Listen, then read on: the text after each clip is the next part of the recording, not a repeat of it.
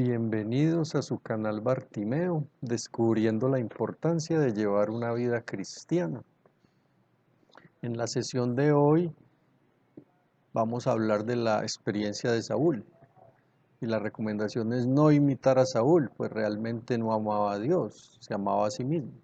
Para esto te quiero proponer que leamos un texto del primer libro de Samuel, capítulo 15, versículos del 1 al 26, que dice lo siguiente. Samuel dijo a Saúl: El Señor me ha enviado para ungirte como rey sobre tu pueblo Israel. Ahora pues escucha la palabra del Señor.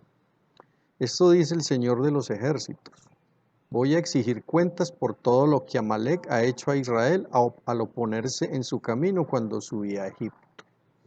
Por tanto, vete y destruye a Amalec, entregando al anatema todo lo que posee.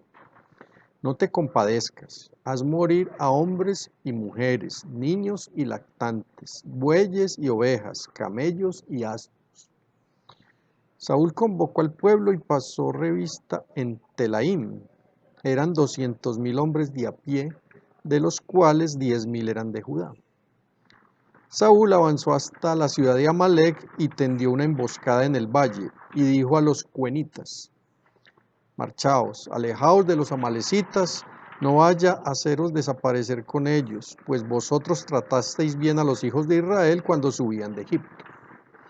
Y los cuenitas se apartaron de los amalecitas. Derrotó Saúl a los amalecitas desde Javilá y en dirección a sur, que está en el límite con Egipto. Capturó vivo a Agag, rey de Amalec, y pasó a todo el pueblo a filo de espada. Pero Saúl y los suyos tuvieron lástima de Agag y de lo mejor del ganado menor y mayor, de las reses cebadas, de los corderos y de todo lo que había de valor. No quisieron entregarlo al anatema.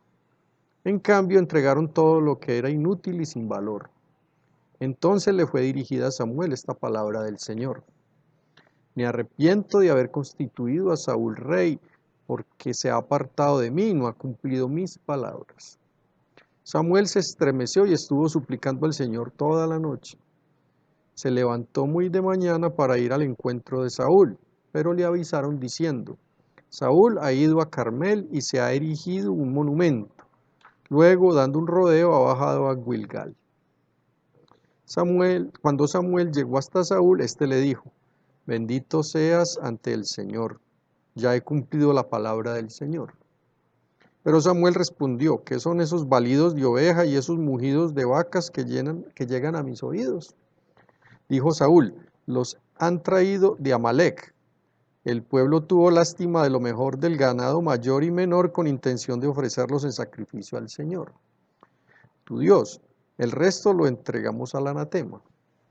Dijo entonces Samuel a Saúl: Déjame comunicarte lo que el Señor me ha dicho esta noche. Saúl le respondió: Habla. Y dijo Samuel: ¿No es cierto que aún considerándote el más pequeño, tú eres el jefe de las tribus de Israel, porque el Señor te ha ungido como rey de Israel? El Señor te ha enviado a esta misión: vete y entrega al anatema a los pecadores amalecitas, pelea contra ellos hasta exterminarlos. ¿Por qué no has escuchado la voz del Señor y te has lanzado sobre el botín haciendo así el mal a los ojos del Señor?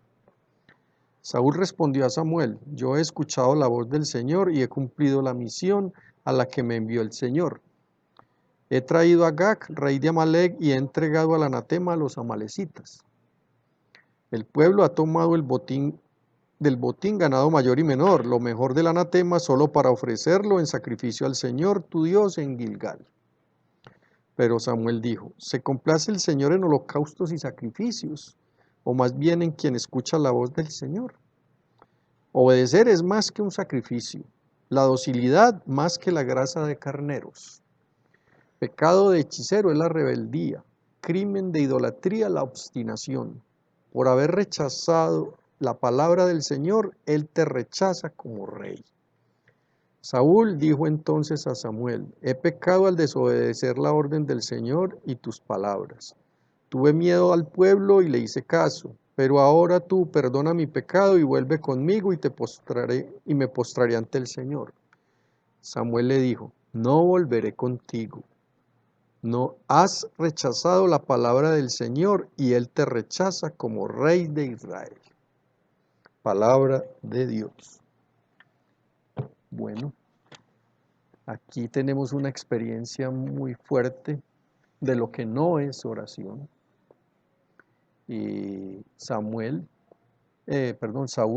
recibe de Samuel la voluntad de Dios y no la cumple. Él quiere cumplir lo suyo, él quiere acomodar la voluntad de Dios a la suya, a lo que él quiere, y lo de Dios en un segundo plano, sabiendo que Dios es infinito, es la verdad, es la sabiduría, es el amor, es la verdad, y desobedece. Realmente debemos ser conscientes que si nosotros queremos amar a Dios tenemos que cumplir su voluntad. Dice el Padre nuestro, hágase tu voluntad en la tierra como en el cielo. Esa es la tercera petición del Padre nuestro. Nosotros queremos alcanzar del Señor las gracias necesarias para que podamos cumplir aquí en la tierra todo lo que Dios quiere, como lo cumplen los bienaventurados en el cielo. La mejor oración es aquella que transforma nuestro deseo hasta conformarlo gozosamente con la voluntad divina, hasta poder decir con Jesús, no se haga mi voluntad, Señor, sino la tuya, no quiero nada que tú no quieras, nada. Este es el fin principal de toda petición, identificarnos plenamente con el querer divino, en todos los detalles. Si es así nuestra oración, siempre saldremos beneficiados, pues no hay nadie que quiera tanto nuestro bien y nuestra felicidad como Dios. Es que es absurdo pretender nosotros creer que sabemos más que Dios, pero a veces mucha gente vive así, y es un error. Y normalmente el que piensa así se va alejando de Dios y después termina mal, porque claro, si Dios quería lo mejor para nosotros, entonces quedamos limitados es a lo que nosotros creemos que es lo mejor para nosotros, y eso somos muy cortos de vista. Casi sin darnos cuenta, sin embargo, deseamos en muchas ocasiones que se cumpla ante todo nuestro querer, que juzgamos muy acertado y conveniente, aunque deseemos quizá fervientemente que el querer divino coincida con el nuestro. No tenéis porque no pedís, pedís y no recibís porque pedís mal, escribe el apóstol Santiago. Pues, y es muy importante entender de que cuando hay amor, cuando hay un diálogo amoroso, hay una identificación de voluntades. Y nosotros debemos identificar nuestra voluntad con la de Dios, no al revés, no tener a Dios como un empleado. Es que Dios es el inteligente, Dios es el que ve más allá de un día, de 2 días, Él ve la eternidad, Él ve la historia completa de cada uno y por eso Él sabe qué es lo mejor para nosotros, qué es lo que nos conviene, dónde realmente está nuestra felicidad. Esa parte es exigente para una persona porque requiere humildad, requiere reconocerse limitado, criatura. Pero ese es un desafío que toda persona tiene. Cuando decimos, Señor, hágase tu voluntad, no nos situamos ante un acontecimiento o ante una gestión, en la peor de las posibilidades o en la desgracia, sino en la mejor de las posibles. Porque aún en el caso en que aquello que Dios permite parezca a primera vista un desastre, debemos trascender esa visión puramente humana y aprender que existe un plano más alto, donde Dios integra aquel suceso en un bien superior que quizá en ese momento nosotros no vemos. Aquella situación pues que se nos presenta oscura es solo una sombra de un cuadro luminoso y lleno de belleza, pues la sabiduría divina no es más sabia que la nuestra. Su amor por nosotros y por los nuestros no es infinitamente mayor que el nuestro. Si pedimos pan, nos va a dar una piedra. ¿No es acaso nuestro Padre? Cuando oréis, habéis de decir, Abba, Padre. Solo en este clima de amor y de confianza es posible la oración verdadera. Señor, si conviene, concédeme. Pero es que Dios sabe más y es infinitamente bueno. mejor siempre que lo que nosotros podemos comprender, y eso fue lo que no comprendió Saúl. Le dieron unas instrucciones, hay que acabar con todo el rastro del mal que han dejado esos amalecitas, y él dejó parte de ese mal activo, porque creyó que era lo mejor. ¿Y qué hace Dios? No lo depone. No me ama, realmente quiere hacer su voluntad. Dios quiere pues lo mejor para nosotros. Definitivamente tenemos que ser conscientes de eso. Y lo mejor a veces no es lo que pedimos. María de Betania le envió un mensaje urgente a Jesús para que curara a su hermano Lázaro, que se encontraba a punto de morir.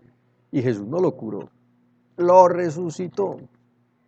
Él es sabio, con una sabiduría divina, y nosotros realmente somos ignorantes. Dios abarca la eternidad, nosotros no alcanzamos a abarcar 1 hora o 2 horas de nuestra vida hacia adelante.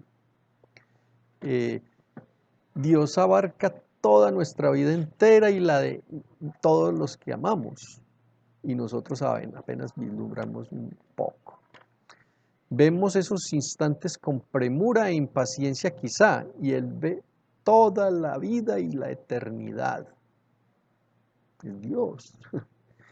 No sabemos pedir lo que nos conviene, pero el Espíritu Santo aboga por nosotros con gemidos inefables. No rogamos que Dios quiera, sino que nos enseñe y nos dé fuerzas para cumplir lo que Él quiere. Esa es la clave, ahí donde está la madurez cristiana, y por eso es un diálogo amoroso. Pero hay que cumplir la voluntad, tenemos que plantarnos y en esa relación de esa forma. Dios es Dios y yo soy criatura. Querer hacer la voluntad de Dios en todo, aceptarla con gozo, amarla, aunque humanamente parezca difícil y dura, no es una capitulación del más débil ante el mal fuerte, ni riesgos, sino la confianza del Hijo en el Padre, cuya bondad nos enseña a ser plenamente hombres, lo cual implica el alegre descubrimiento de la condición de nuestra grandeza. Somos hijos de Dios, somos hijos de Dios, tenemos filiación divina, Dios es nuestro Padre. Si no fundamentamos nuestra oración ahí, es como un niño pequeño que le pide al papá un cuchillo, pues el papá no le va a dar el cuchillo porque con eso se va a hacer daño. El niño patalea, llora porque no entiende. Eso somos nosotros, eso somos nosotros. A veces pedimos lo que no nos conviene. En muchos momentos nuestro querer natural coincide con el de Dios. Todo parece entonces sereno y suave, y se camina sin gran dificultad. Pero no debemos olvidar que en el progreso hacia la santidad tendremos que purificar el propio yo, la propia voluntad, inclinada excesivamente hacia uno mismo, incluso en asuntos nobles, y dirigirla a la plena identificación con el querer divino. Hasta en las cosas pequeñas tenemos que verificar qué es lo que Dios quiere, porque es lo mejor. Esta es la verdadera brújula que orienta los pasos directamente a Dios y que nos llevará en tantas ocasiones por senderos distintos a los que nosotros en un momento creíamos, con un criterio meramente humano. Y el Espíritu Santo quizá nos diga en la intimidad de nuestro corazón: mis caminos no son vuestros caminos. Del Señor debemos aprender el camino seguro del cumplimiento de la voluntad de Dios en todo, Jesucristo. Es esta una enseñanza continua a lo largo del Evangelio, por esto es oración cristiana, nos vamos a parecer a Jesucristo. Mi alimento es cumplir la voluntad del que me ha enviado. ¿Ya? Eso se lo decía a los discípulos cuando atendió a la samaritana. Ese es el alimento de Jesucristo, como Dios y como hombre. Cumplir la voluntad del Padre, nosotros también. Nuestro alimento, lo que nos da fuerza y firmeza para vivir como hijos de Dios, lo que da sentido a nuestra vida, es saber que estamos haciendo la voluntad de Dios hasta en los detalles más pequeños. En otras muchas ocasiones repetirá Jesús esta misma enseñanza: no pretendo hacer mi voluntad, sino a la de aquel que me ha enviado. Ojalá que nosotros pudiéramos decir que todo el día hemos luchado por cumplir la voluntad de Dios. Padre mío, y si a veces nos cuesta, entonces recurrir a la oración de Jesús en Getsemaní, cuando le costó realmente, ya le venía la pasión: Padre mío, si es de tu agrado, aleja de mí este cáliz, pero no se haga mi voluntad, sino la tuya. Hay que hacer oración, hay que tirar rodilla, hay que ir a la presencia de Dios, hay que ir al templo, a implorar, dame fuerzas, dame luces, porque me cuesta aceptar esto, pero tú sabes más. Es ahí, en el cumplimiento del querer divino, donde la criatura encuentra su verdadera felicidad. Pues la voluntad divina está orientada a que seamos plenamente felices en esta vida y en la otra, de un modo con frecuencia distinto al que nosotros habíamos proyectado. A quien posee a Dios, quien tiene a Dios, nada le falta, solo Dios basta, nos lo recuerda Santa Teresa de Jesús. Nuestra voluntad tiene así pues una meta para un cristiano, hacer siempre, también en lo pequeño, en las tareas ordinarias, lo que Dios quiere que hagamos. Así decidimos en cada instancia no aquello que nos es más útil o agradable, sino lo que quiere el Señor de aquella situación concreta. Vamos a salir de vacaciones a tal sitio, voy a hacer deporte hoy, sea una decisión pequeña o grande, ¿qué querrá Dios de mí hoy, en este momento? Y como Dios quiere lo mejor, aunque de modo inmediato no lo experimentemos, estamos ejerciendo la libertad en el bien, porque es lo mejor. Eso es algo intelectualmente bonito. Uno siempre escoge lo mejor, siempre, en las cosas chiquitas o grandes. Y normalmente tenemos que recurrir a Dios para poder saber qué es lo mejor para nosotros. Por eso, cuando ejercitamos nuestra libertad, haciendo propio el querer divino, estamos convirtiendo nuestra vida en un continuo acto de amor. Estamos identificando nuestra voluntad con la voluntad de Dios y ahí lo estamos amando en ese diálogo amoroso. Bueno, como recomendaciones, ¿cómo saber que estamos cumpliendo la voluntad de Dios? Cumplir los mandamientos. Hay que hacer exámenes de conciencia. Si nos hemos equivocado, confesarnos, pedir perdón, dedicar ratos de oración a conocer la opinión de Dios en algunos asuntos, que no los tenemos tan claros, para poder saber por dónde nos vamos por ahí, para poder identificar nuestra voluntad con la de Él. La oración es eso, y eso es un diálogo amoroso. Nos dice Corintios, la primera de Corintios 10:23, todo me es lícito, pero no todo me conviene. Todo me es lícito, pero no todo edifica. Es muy importante saber de que hay muchas cosas buenas, pero realmente para mí solo hay una. En este momento, ¿qué Dios quiere que haga? Tal cosa. Eso es lo más importante. Lo demás no. ¿Que lo demás es malo? No. Pero para mí lo mejor es esto. También quería dejarte la reflexión que me parece muy bonita de Isaías 55:8, que nos dice así: mis pensamientos no son vuestros pensamientos, ni vuestros caminos mis caminos, oráculo del Señor. Tan elevados como son los cielos sobre la tierra, así son mis caminos sobre vuestros caminos y mis pensamientos sobre vuestros pensamientos. ¿Sí? Nosotros creemos que nuestro bien a veces se fundamenta en esta vida y Dios tiene una visión de eternidad. ¿Sí? Partiendo de ahí y de ahí puede seguir sacando muchas más conclusiones. Ya para terminar, tener cuidado, muchas personas viven como Saúl, realmente manipulan a Dios, tienen a Dios como un empleado. Y Dios no, Dios los va a rechazar. Cuidarnos de ser depuestos como Saúl. Porque al centrarnos en nosotros mismos, en cumplir solo nuestra voluntad, pues realmente nuestro amor será muy pobre. Porque nos quedaremos solos. Pues no tendremos a Dios porque lo hemos rechazado. Y los demás también se van yendo, porque estamos centrados en nosotros egocéntricamente. Y viviremos alejados de Dios y de los demás. Realmente eso es el infierno. Para mí es una descripción muy clara del infierno.